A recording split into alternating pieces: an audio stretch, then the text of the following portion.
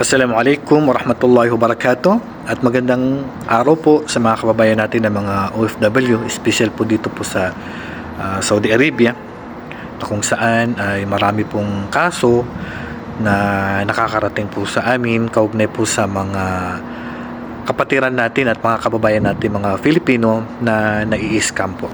So ang payo po namin sa inyo, kapag may tumawag po sa inyo, lalo-lalo na sa mga baguhan po, pag may tumawag po sa inyo na keso i-renew yung inyong ikama, yung residence ID, or kayo po ay nanalo at hihingi po yung tumawag sa inyo ng OTP na maisisend sa inyong number, ay wag po ninyong ibibigay ito. Kasi katumbas ito na pinirmahan ninyo. Yung o katumbas ng perma ninyo kapag binigay nyo po yan. Ganun din po sa pagbili po ng SIM card. Pag bibili po kayo ng SIM card, wag po kayong bibili sa mga gilid-gilid lamang. Pumunta po kayo mismo sa opisina po ng Mobile, opisina po ng Sawa, ganyan, sa mga legit po na mga office ng mga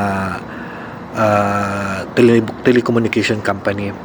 Kasi pag dyan po kayo sa mga gilid-gilid, pwede po kayong may scam dyan. Pwede nilang ibintasin yung SIM card, tapos ilalagin yung ikama ninyo, magpi-fingerprint kayo, kunin yung OTP doon, biglang may utang ka na pala. So yan po yung maraming dumarating po sa amin. May mga nabibigla na lang, may utang sa Tabi, Tamara, na hindi niya alam. Mabibigla na lang, may ninakawan na. So, dahil sa binibigay nyo po ang inyong OTP na isinisend po sa inyong cellphone. Kaya so, i-renew yung inyong bank account, ang inyong ID o ikama, tapos sabi, isend yung, o kaya nanalo kayo, wag din yung ibibigay yan.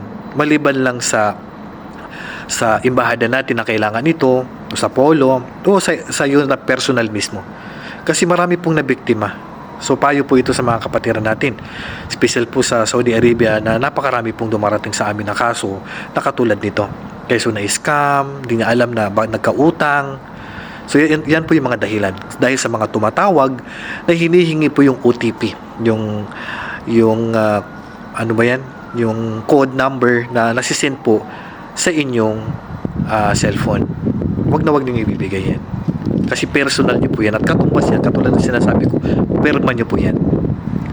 At sa kumukuha po ng mga SIM card, wag kayong kukuha ng SIM card sa mga gilid-gilid lang po. Kasi mabibiktima din po kayo. At marami pong dumudulong sa amin na biktima po sa mga nakautang ng Tabi Tamara, nakautang ng internet, nakautang ng anumang mga nautang sa online, ng mga cellphone, dahil nga kumukuha kasi kayo ng SIM card sa labas. Tapos, ang gagawin ng binibilhan nyo, kukunin yung SIM card, papasok dun sa loob sa kabila, pipingerprint ka, uutang mo na siya, at saka nibigay yung SIM card, ayun, nakautang ka na, hindi mo alam. So, ingatan po natin to. Okay? So, sana maiwasan po ng mga kapatiran natin sa special po Saudi Arabia, yung mga ganito mga modus na ginagawa po ng mga masasamang loob po dito po sa Saudi Arabia. So, yan po, kunting kaalaman. Assalamualaikum warahmatullahi wabarakatuh. Magandang araw po sa inyo lahat.